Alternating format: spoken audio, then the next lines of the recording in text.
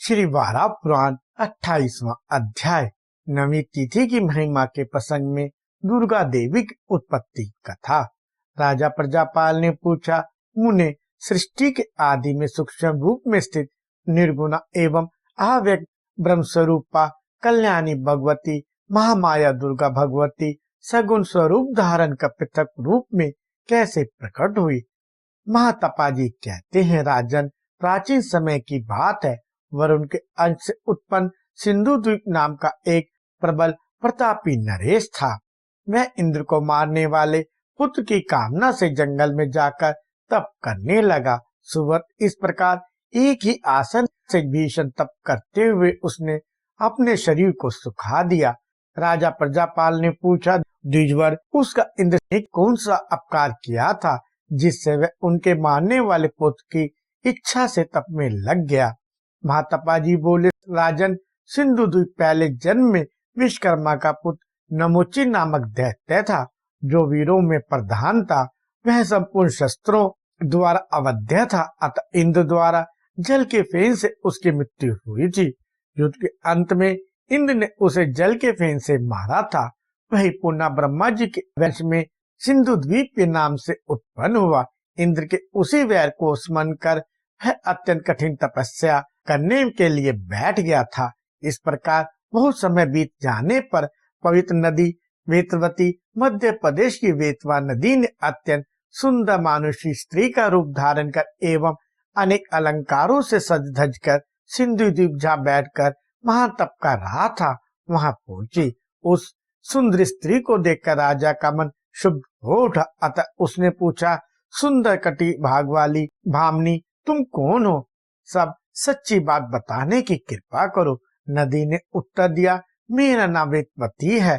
मेरे मन में आपको प्राप्त करने की इच्छा हो गई है, अतः मैं यहाँ आ गई हूँ। महाराज, इस बात पर तथा मेरे भावों का विचार कर आप मुझ दासी को स्वीकार करने की कृपा करें। राजन, वेतवती के इस प्रकार कहने पर राजा सिंधु द्वीप ने भी उसे स्वीकार कर लिया। समय पाकर शीघ्र उससे पुत्र की उत्पत्ति हुई। उस बालक में 12 सूर्यों जैसा तेज था। वेतवती के उदर से जन्म होने के कारण वह वेत्रासुर के नाम से प्रसिद्ध हुआ। उसमें पर्याप्त बल था, उसके तेज की सीमा ना थी। धीरे धीरे वह प्राज्ञ ज्योतिषपुर कामरूप आसाम का नरेश बन गया और युवा होने पर तो उसके बल विक्रम बहुत बढ़ गए। उसने अब महायोग शक्ति द्वारा 7 द्वीपों वाली इस संपूर्ण पृथ्वी को जीत लिया। बाद में कालकेयों को जीतने के लिए उसने मेरु पर्वत पर चढ़ाई की। जब वह असुर इंद्र के पास गया तो वे भय से वहां से भाग चले। अग्नि ने तो उसे देखते ही अपना स्थान छोड़ दिया।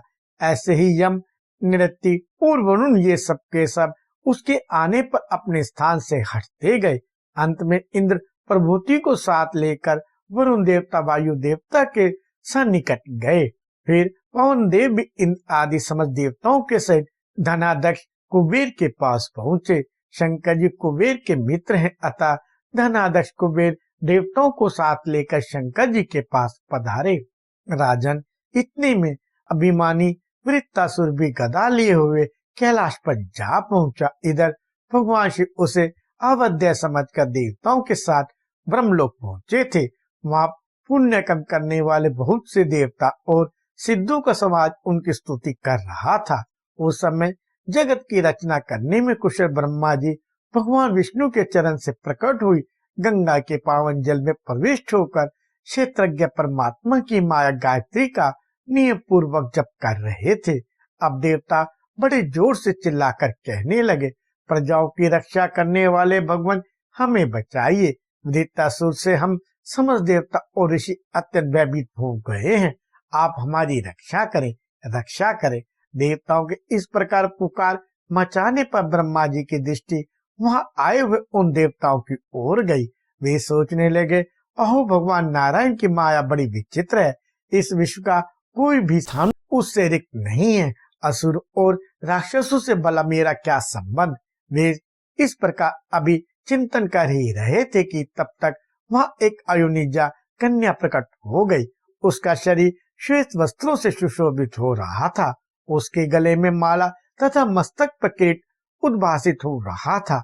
उसकी कांति अत्यंत उज्जवल थी तथा उसकी 8 भुजाएं थी, जिनमें क्रम से शंख, चक्र, गदा, पाश, शक्ति, तलवार, घंटा और धनुष ये दिव्य आयुध सुशोभित हो रहे थे।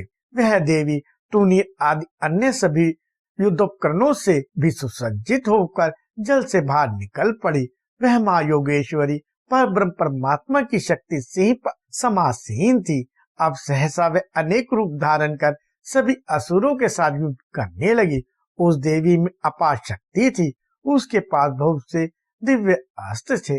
इस प्रकार देवताओं के वश से यह युद्ध 1000 वर्षों तक चलता रहा और अंत में इस संग्राम में देवी द्वारा भयंकर वृत्रासुर मार डाला गया।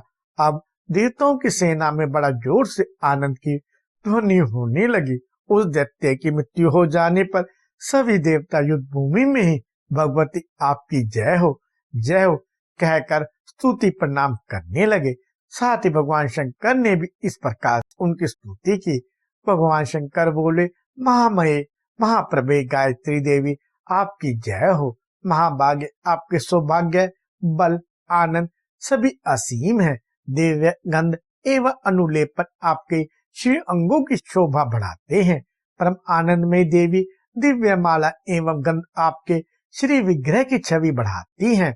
महेश्वरी आप वेदों की माता है, आप ही वर्णों की मातृका है। आप तीनों लोकों में व्याप्त हैं।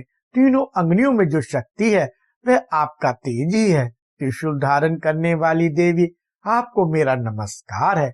देवी आप त्रिनेत्रा, भीमवक्ता और बिहान आदि अर्थानुरूप नामों से व्यवस्थित होती हैं।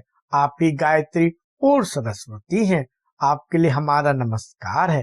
अंबिके आपकी आंखें कमल के समान है। आप महामाया है। आपसे अमृत की वृष्टि होती रहती है। सर्वज्ञ आप संपूर्ण प्राणियों की अधिष्ठात्री हैं। स्व और स्वदा आपकी ही प्रतिकृतियां हैं, अतः आपको मेरा नमस्कार है। महान दैत्यों का दलन करने वाली देवी आप सभी प्रकाश से परिपूर्ण है।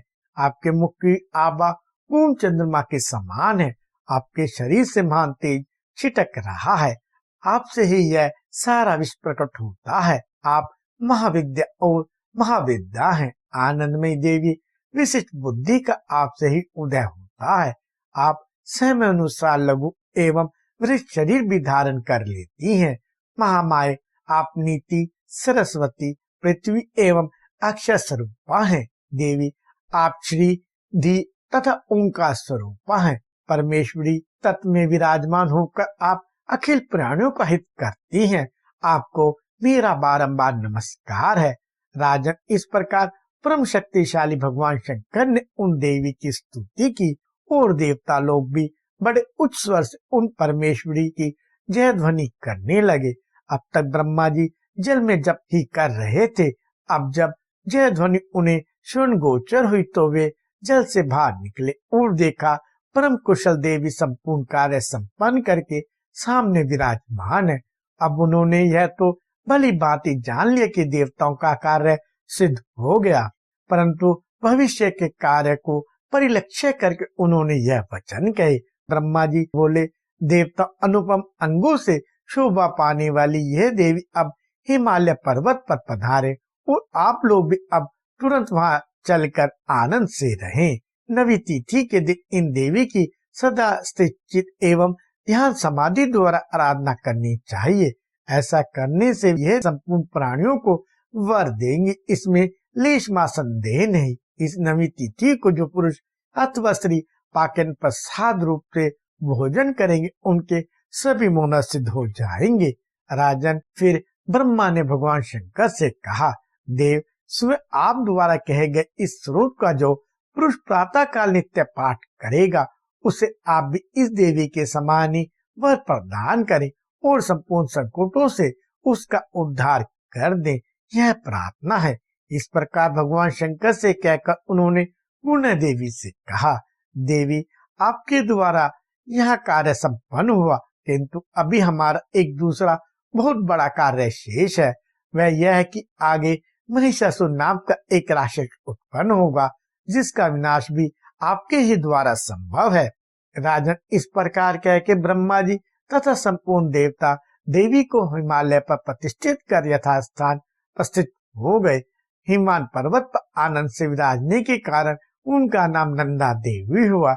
जो व्यक्ति भगवती के इस प्रकट होने की कथा को स्वयं पढ़ेगा अथवा सुनेगा, वह संपूर्ण पापों से मुक्त होकर कैवल्य मोक्ष का अधिकारी होगा।